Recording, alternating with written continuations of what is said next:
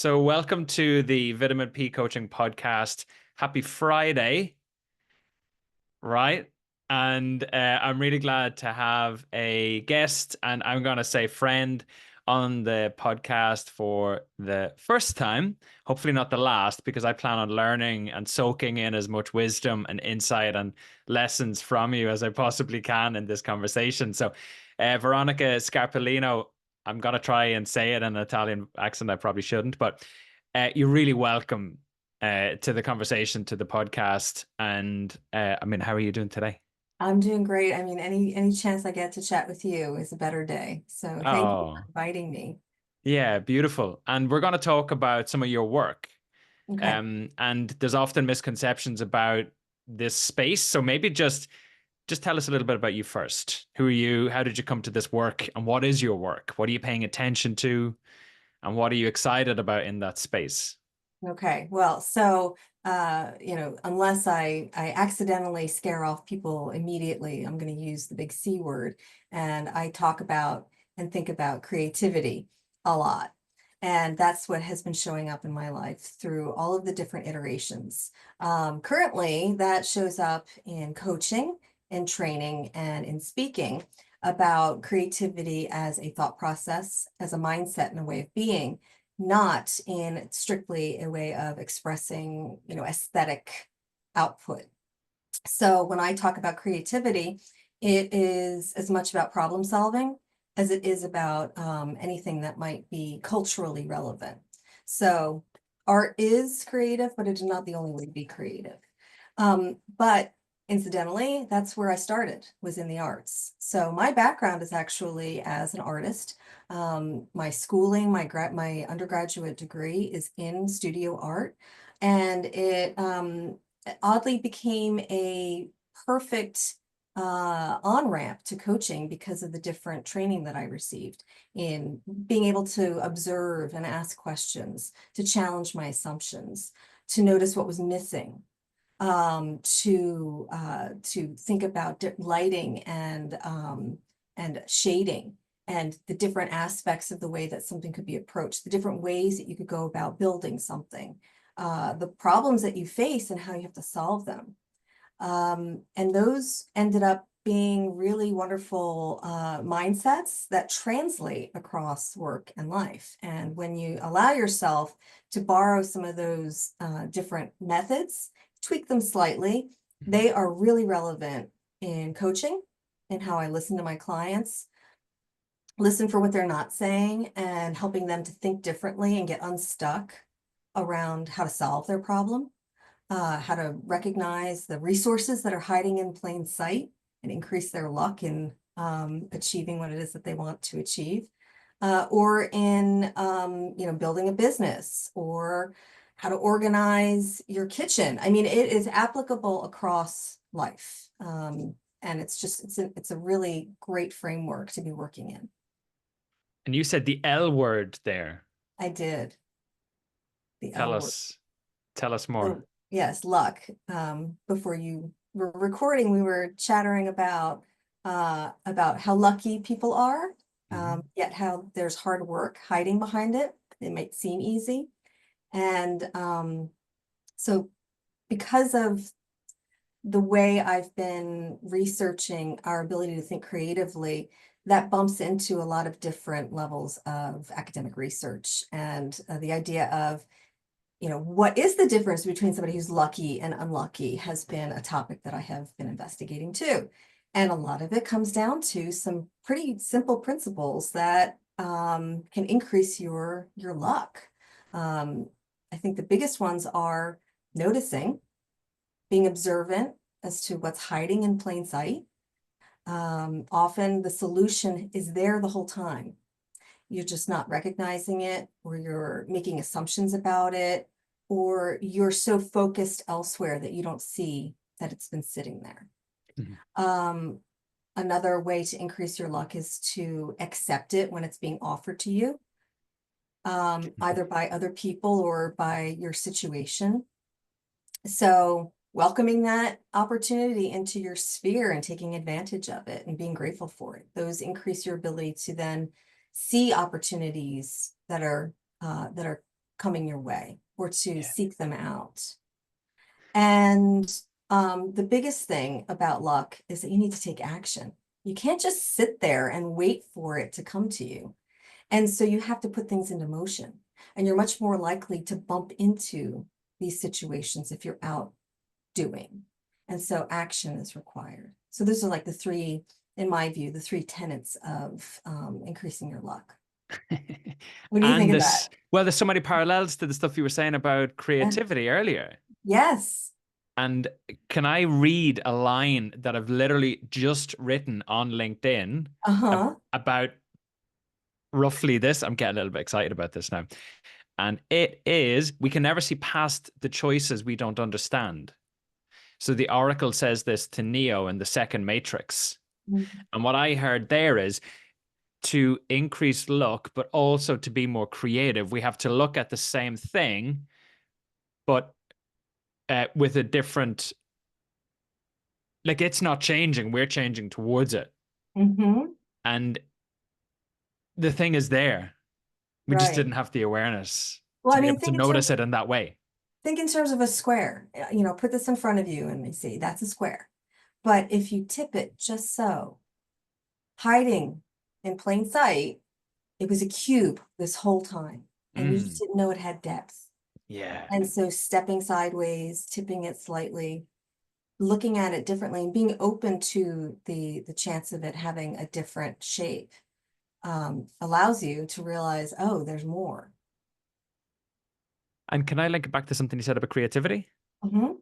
So you said that, I think you said there was a mindset, there was a middle thing, and then there was a way of being. What was the second one? Okay, let's see if I can reconstruct. So it's a mindset.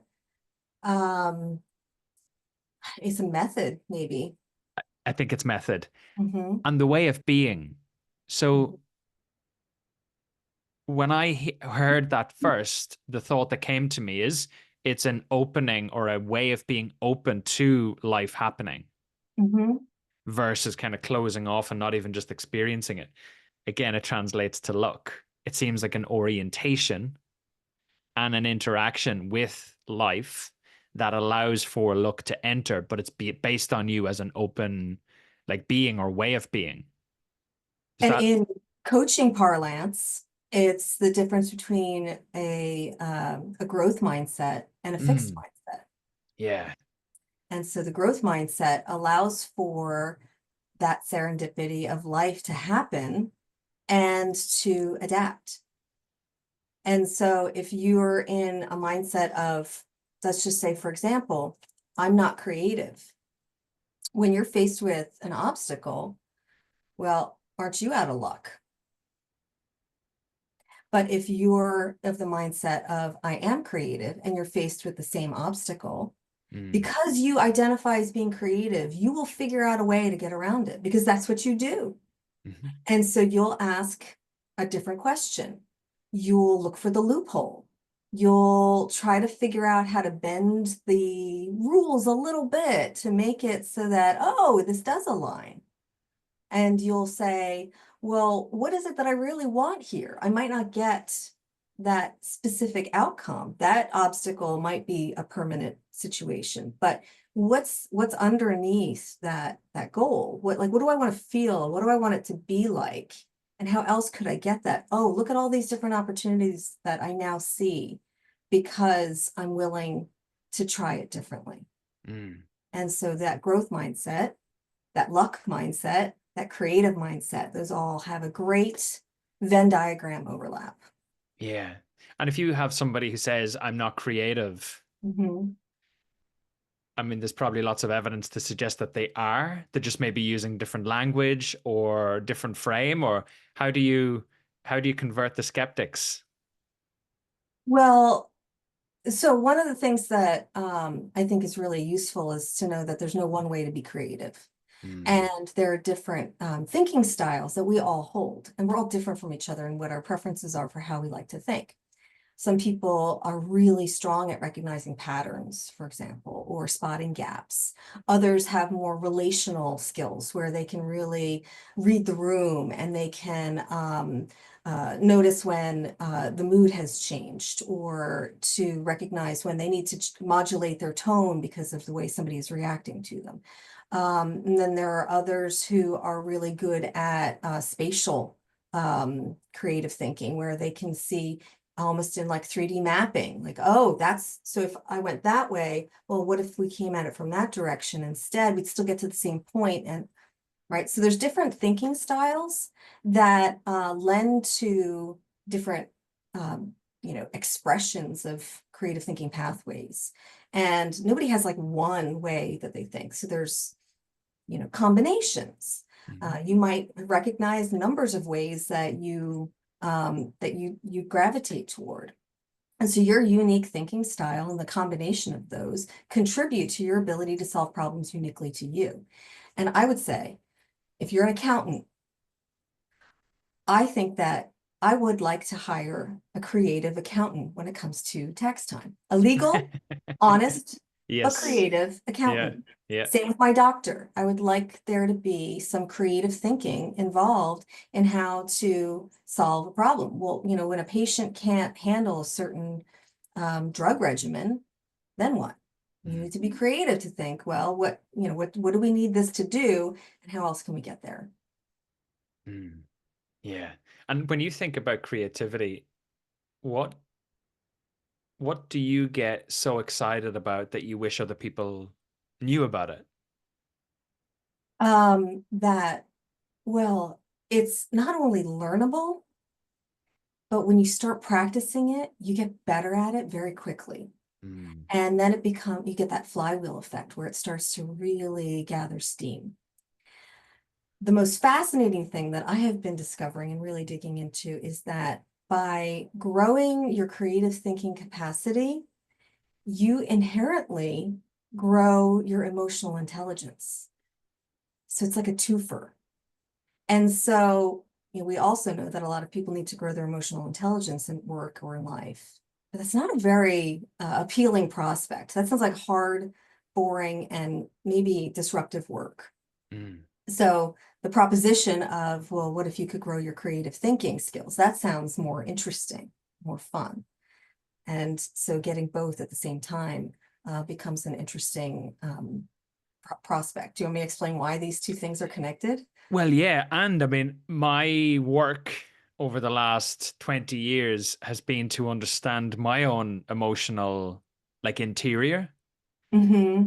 And building my map off that, I've had to externalize onto models to be able to say I'm in a high heart rate, high stress. Well, then it's anger, frustration, anxiety, for example. Well, then if it's in this one, it's this. So kind of not Daniel Goldman's quadrants, but a little bit kind of one away from that. Mm-hmm. So I get super excited about this, and I love that it's 2 for 1. Mm-hmm. Tell me why they're connected, and Okay. tell me more about the emotion. The emotions could scare people away as well, because you don't just get the bright side stuff, Right. but so much fuel and energy lies within all emotion. Mm-hmm. Yeah, I mean, like, just let's wonder. Okay. Well, so without my handy graphics to go along with it, um, I call this combination of things, these three pillars. So the emotional triggers, the creative thinking transformation, and the action of the applied creativity. These Mm, three things together are what I consider to be creative intelligence. As you build your capacity to do things in these three different pillars, again, it starts to pick up speed and build toward it becoming habitual. And it's fun because you don't have to start at one point. You can enter at any point, and that's why you can start with the creative thinking. But in in anything that's worth doing, there's going to be an emotional trigger. Sometimes those emotions are positive. You're excited, you're anticipating something, and so you have this energy to move. But other times the trigger is negative. It's fear, it's frustration, it's anger. But those are really important too, because those tell you that there's something wrong that needs to change. mm. The issue is when we stay there, right? So this is where the intelligence piece of it comes, where it's the movement out of into a different Yes. direction. So I'm of the Genos emotional intelligence training model, which talks about the unproductive mental states versus the productive mental states. So these negative emotions are the unproductive mental states. But in neuroscience, they are able to map the activity within our brains that when you have a negative emotion and how that that creates the survival mode, your fight, flight, or freeze. And that is not a state of mind that is open to possibilities, Mhm. to ideas, and into creating something that doesn't exist. It's in literally survival mode. How do I not die? How do I get out of physical danger? How do I get out of emotional danger? And so the trick of movement is to get into that more positive mindset. And one of the easiest ones to get into is curiosity. So asking a question of what is this? Why am I feeling this way? Is the first step into opening that doorway into curiosity. And then the magic question, what if? And that is one of the best questions that you can start with. What if, and then this alternative, sometimes it's the opposite of what you're experiencing.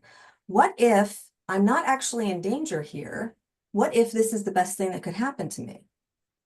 And that on its face might seem to your logical mind like a ridiculous statement, but it sparked some curiosity. Mm. And now you're thinking differently. And that was the initial move.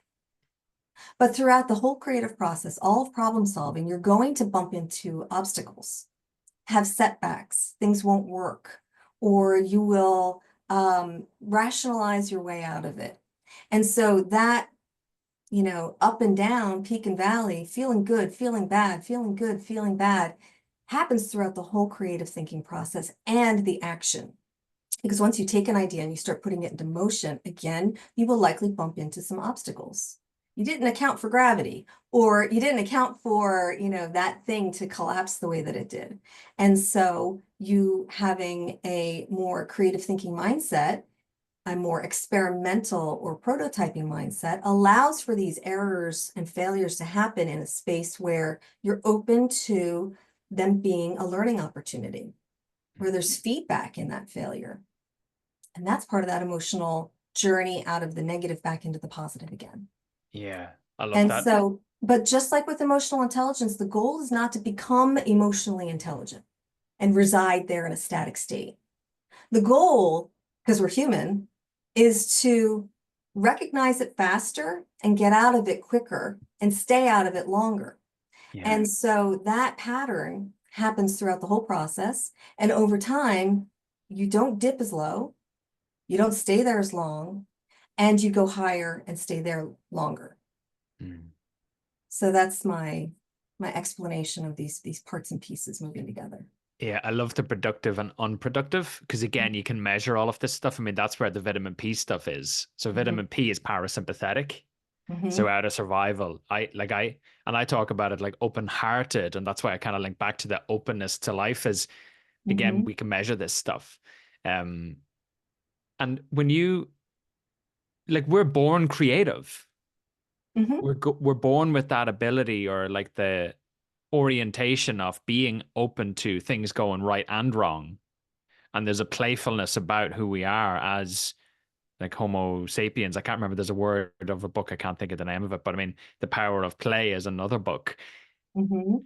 It feels like we lose it and then we're trying to get it back because the world of work that we're facing and the scale and complexity of these wicked problems that the world is facing are also demanding new ways of interacting with those problems. So it feels like it's never been more needed. Is that how Mhm. you kind of read the same kind of skill set or? Yes, and it's again measurable by second grade. Children stop asking as many questions Mm, because there's fear of judgment. There's also a closer knowledge base where they think they know the world better, so the questions don't arise as quickly.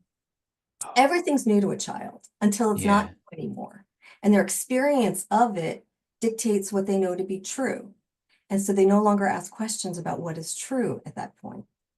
And so that's why challenging assumptions, or even the creativity tactic of like playing with the opposite, can be so powerful, because it makes you stop your assumption about what facts are just long enough to let in a little bit of light.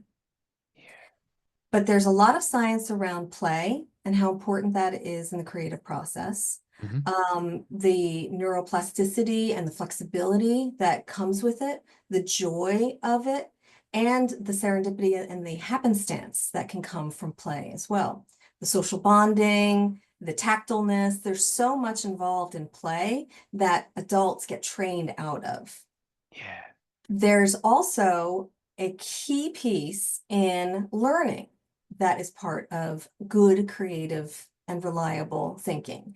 And if you think in terms of, how many tools do you have in your toolbox? And what kinds of things can you build or fix with that limited number of tools? And once you start expanding your toolbox, you can do more with it. Mm. And so learning things that are outside of your domain, learning things for the sheer sake of curiosity and interest, not going to use it for anything, particularly for work. It becomes fodder for solving problems. Sometimes it's as simple as recognizing a solution in a different realm that can be translated and applied to what you're doing. And sometimes it could be the key to a process that exists already elsewhere and that you just hadn't discovered yet. So learning something new is, being a lifelong learner becomes fodder for developing and maintaining a high creative thinking capacity. And you said you come from that kind of artist background, Mm-hmm. right? And now the work is that kind of blend between like the coaching space with creativity and kind of working with maybe business leaders, orgs, in thinking, in widening their toolbox to include this. Mm-hmm. How do you stay embodied in that stuff? As in, how do you uh like maintain your artistic like spirit? How do you maintain that? Yeah, what does that look like for you? Is it a practice? Is it are the things that you do regularly or irregularly to just kind of keep you a little bit kind of playful and creative yourself? Well, so as we have established, being creative does not necessarily mean being artistic. And so Mm. I'm a recovering artist in that narrow definition of creativity. I fulfilled what I wanted to do with that. And so by expanding my definition, I find a much wider pool of fulfilling activities to feed that desire to create, to collaborate, to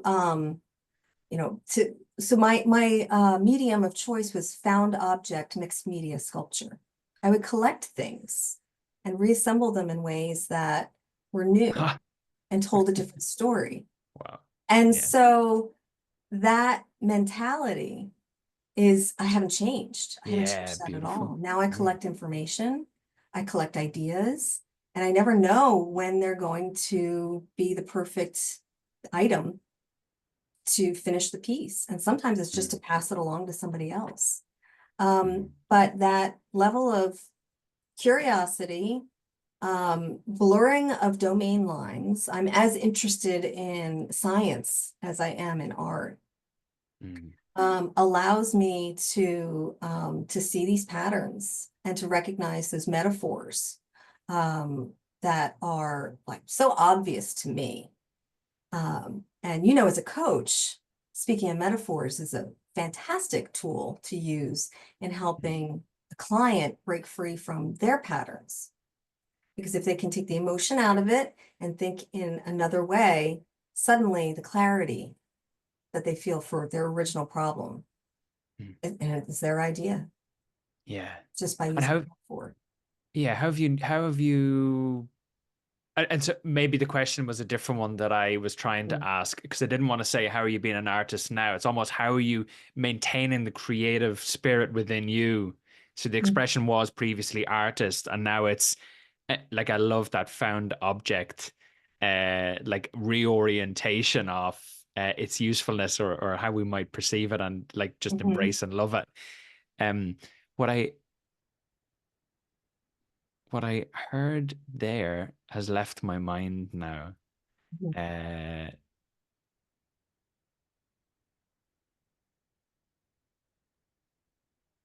when I think about metaphor, that's what it was. How I'd love to use it more. Mm. And there are coaches and there are leaders listening to this.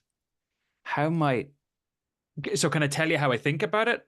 And then maybe we can build and expand it. Sure. How I understand it is from two examples of two different coaching clients that I have that used what I understand as a metaphor. One was describing themselves as a bumblebee in a lunchbox, Hmm. I right? actually remember you talking about this. Okay. Yes. And the second one was feeling like a slug in a lunchbox. Okay. And I didn't give them a different one to live into, but Hmm. those metaphors were so like visceral for them and me in understanding their condition. I've taken it Hmm. to supervision since. One of my supervisors is like Jungian and talks about the unconscious, and he had great fun with this. Tell me how might I build in metaphor more to my practice? Um, I mean, metaphors have that magical ability to really help create clarity in a lot of the emotional confusion and baggage that comes into a conversation. And when things get really heady or anxiety levels are building, it's a really great opportunity to bring in a metaphor. Mm, And I might offer one up. Knowing what I know about a client, I have one client who is a serial entrepreneur, startup, venture capital work. And yet, one of the things that he likes to do is be physically fit. And so I'll bring in a metaphor from his realm and say, okay, so, you're frustrated with this particular outcome, but would you expect yourself to be able to walk into a gym and pick up a 500-pound weight without first picking up a 10-pound weight, repping, then a 20-pound weight, repping? And, yeah, yeah, so what is the rep you need to do to build toward this idea? yeah, And the beautiful. clarity for that was really strong Mm, and didn't need to convince him of anything because he knew the truth mhm. of his area. Now, I had another client who was young, new out of college, and was really struggling to figure out what they wanted to do with their life. By the way, even those that I work with who are nearing retirement, they now have a new challenge. What do I want to be when I grow up? So this is a very common thread that shows up Yeah, beautiful. different career transition conversations.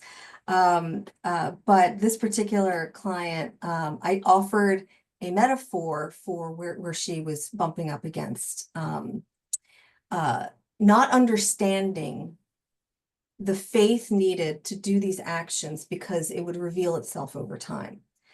And I was using like maybe a lighthouse with the light as the beacon that you're moving toward.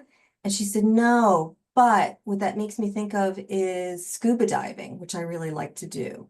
And Yes. how you have the light that you cast. And I was like, okay, let's use that. Where are you pointing your light? And so that became a really great continuity. Yeah.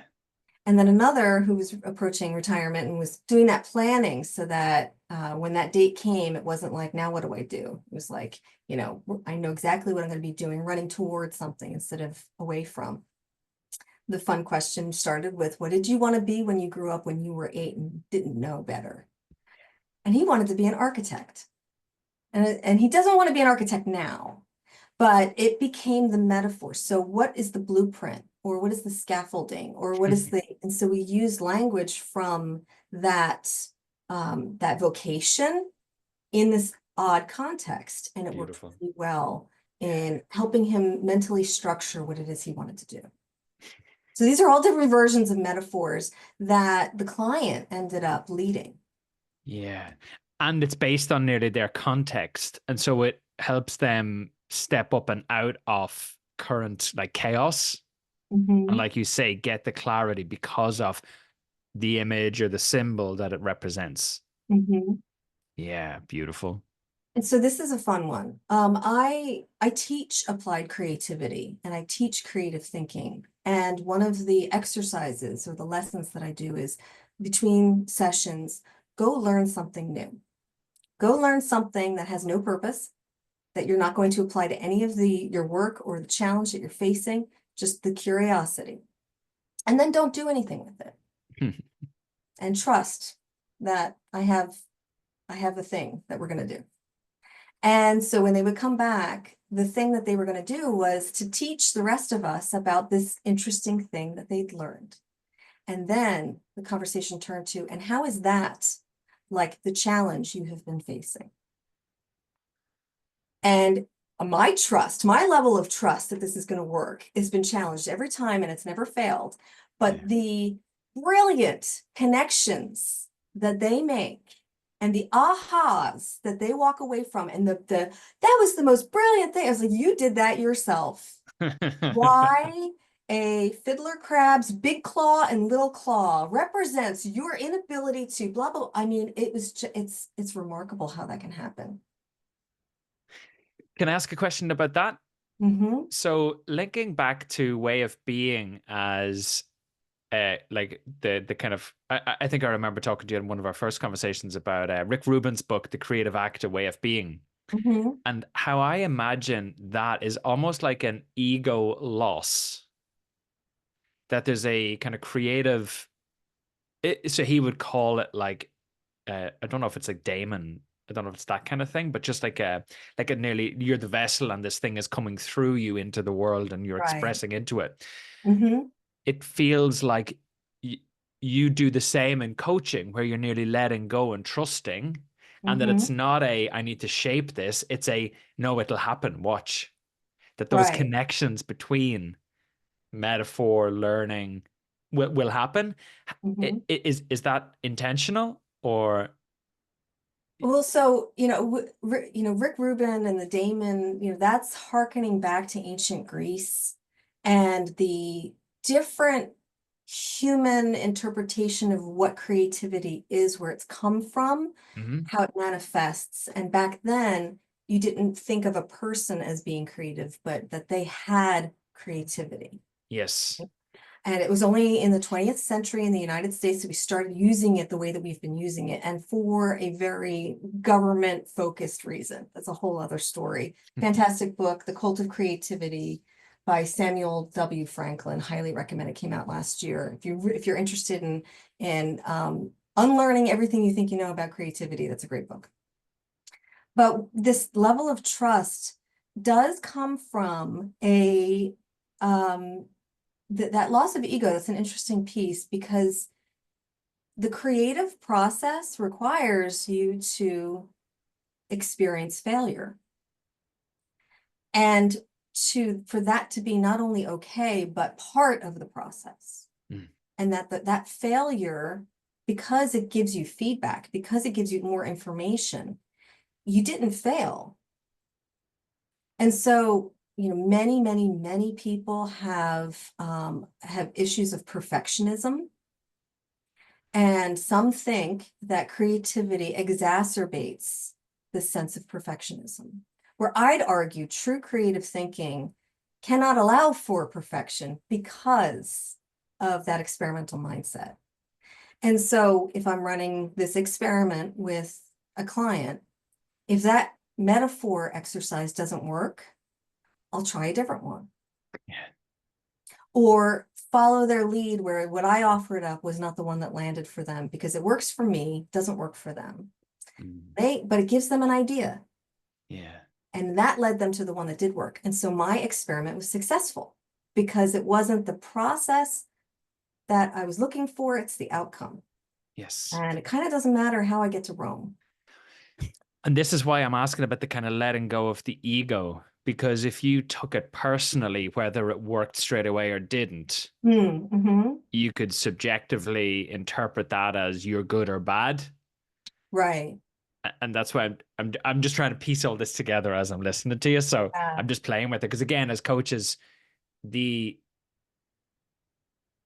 holding of what's yours to hold and letting the client hold what's theirs. There is a letting go of outcome to some extent, Mm-hmm. but being playful along the way with the process so that the client can facilitate themselves kind of nearly achieving this thing. Right. Again, it feels like why creativity is so important to the process. And why it can feel so magical. Yeah. Because it really, the outcomes can be so powerful. Mm. And he's like, "Oh, it was 15 minutes. That was great, you know? But there's also that sense of, how do you identify becomes a big, big factor in how you navigate the world. Yeah. And if you are always right, then any case that you're not right is damaging to your identity. Yes. And if your belief system is proven wrong, that damages you personally. Mm. But if your identity is tied up in this loosey-goosey creativity thing, then yeah, it's more like whitewater rafting. Like you might wipe out, but that's part of the fun. Yes. By the way, I don't whitewater raft. That metaphor was purely for the conversation, not from my own experience. Not I'm more yet. like a cat. I'd rather not get wet. Hey, 2025 has adventure ahead, right? Oh, definitely. Just not It's a roller. whitewater rafting. Oh, here's a good one.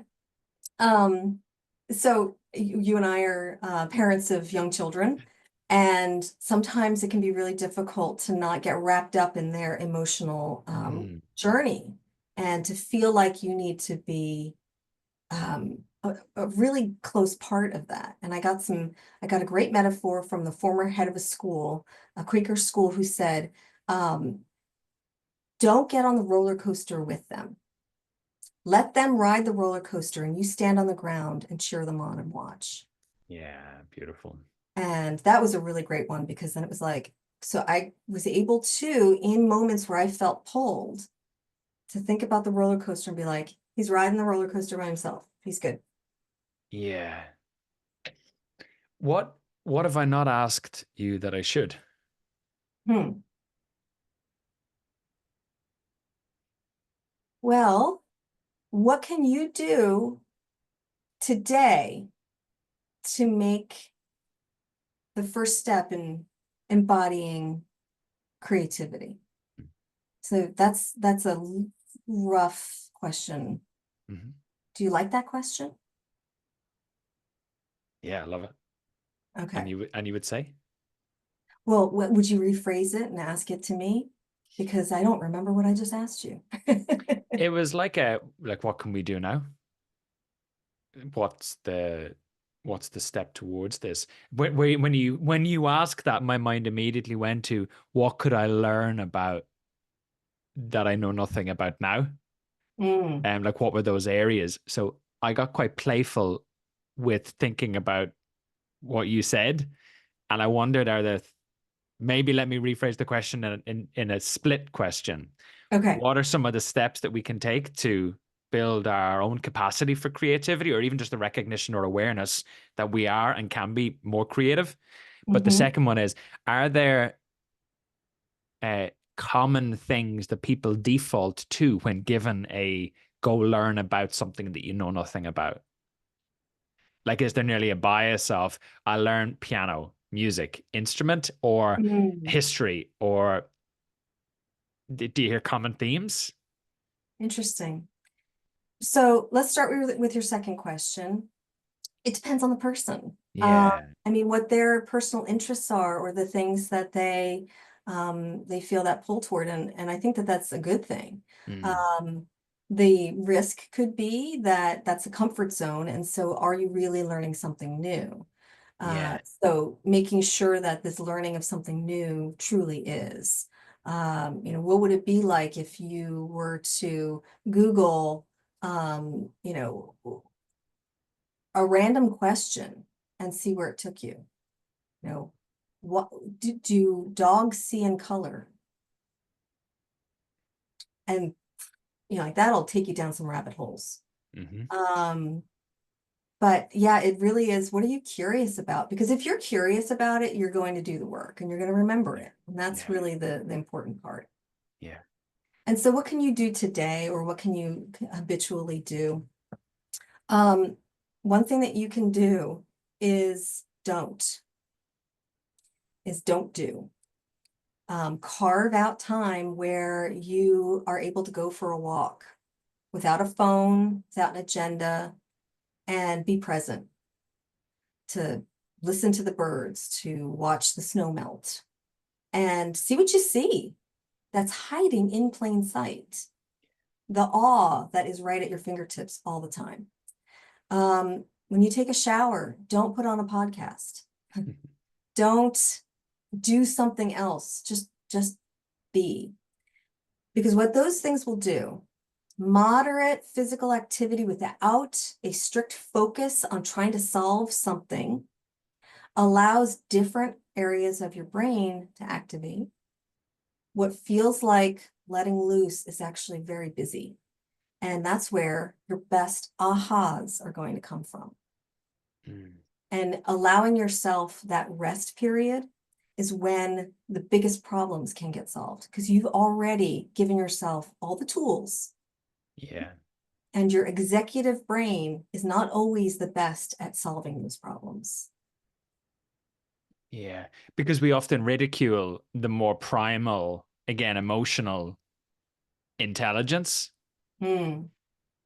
But again, if you go back to it's a trigger, a way towards. Yeah. And I mean, we've moved away from doing something just for the sake of it rather than it having to have a purpose. So I'm Right. productively resting because my whoop strap or aura ring told me I need to rest, not because I feel tired. Well, and so the creative brain loves that lack of activity at the Yeah. front of your head. Yeah. And the best part for overworked, overwhelmed, and burned out people is that the rest, the pause, is not frivolous and it's not a luxury. It's actually a necessary step in order to be more creative. Mm. That play that we were talking about earlier, also necessary. So you're not shirking other responsibilities to go and play a game of tennis, or you're not shirking your goals list because you decided to just zone out while you're washing dishes. That's actually one of the healthiest things, or two of the healthiest things you can do in order to be more creative. Yeah. And again, not making art, although you could. Yeah. I'm listening to Essentialism by Greg McKeown or McKeown. And Mm-hmm. he says we've just gotten on this treadmill of having to be productive and take on everybody else's like distraction or live up to expectations that are never ours, that we just aren't clearing the runway or creating the space that we need as humans. Um, have you any questions you'd like to ask me? Hmm. So from your point of expertise, what might I not be seeing that could be a hidden key or gem or an addition to what I've been talking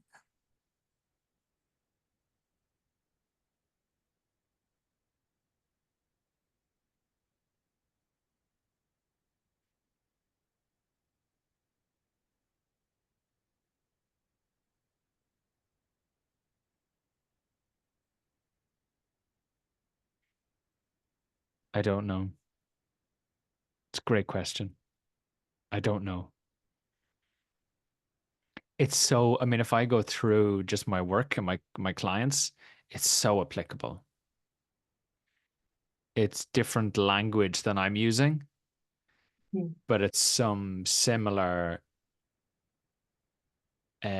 maybe frames on like interacting with the moment in front of you.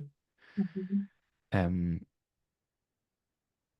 what I maybe one of the gems is that I would double down on if I was you is the body is in all of the examples that you've shared, but some of the stuff felt more cognitive.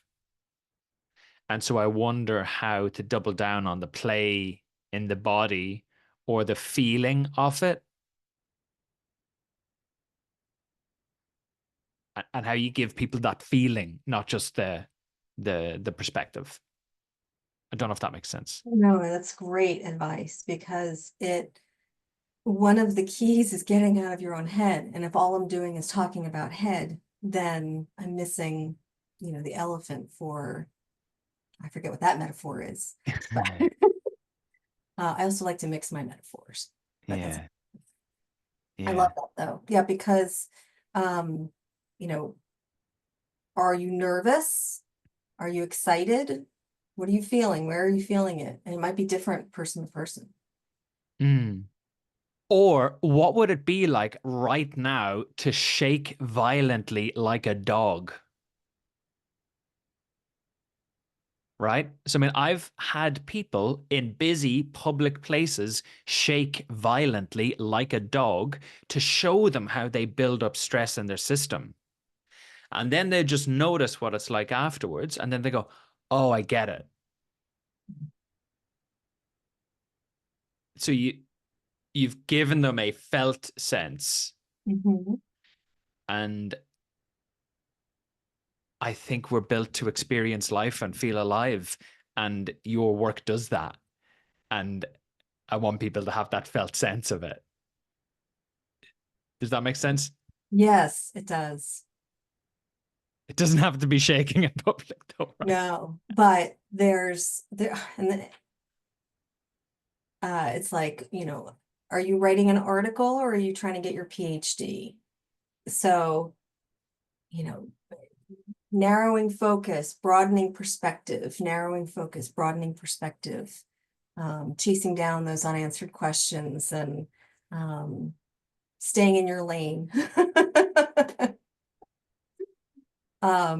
Another great place for metaphors when you're stepping outside of your lane. You can borrow a little bit of that reflective glow and yet make your case. Mm. Uh, Thank you for being on the podcast. This is so much fun.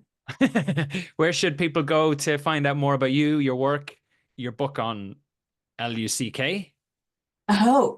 So there is a forthcoming book on, it's called Second Draft, Rewrite Your Midlife Career with Creative Intelligence. And it's specifically about how to use these skill sets when navigating change in your career, whether that's pivot or even replanning for what's next. Um, After that, I will be releasing a children's book on luck. And that one is a collaboration with my son.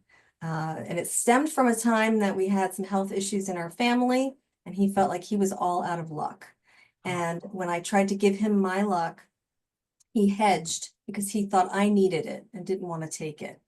So I promised him that it's something that you can find more of and create more of, and I would do just that. And he happily took my luck and then pestered me to explain how to make his own luck in the future. And so this story ended up coming out of it.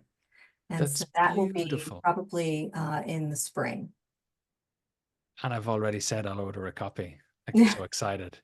Uh, that's beautiful. Well, what's going to be really interesting is how taking this idea, this emotional intelligence, creative thinking merger to the level of children that's digestible for them. Yeah. But then if they are reading it with their parents, how that can help them together. And if one of those people happens to be my client, how the client can start to explain to the child why they're different now. These changes that they've made have something to do with what's in this book.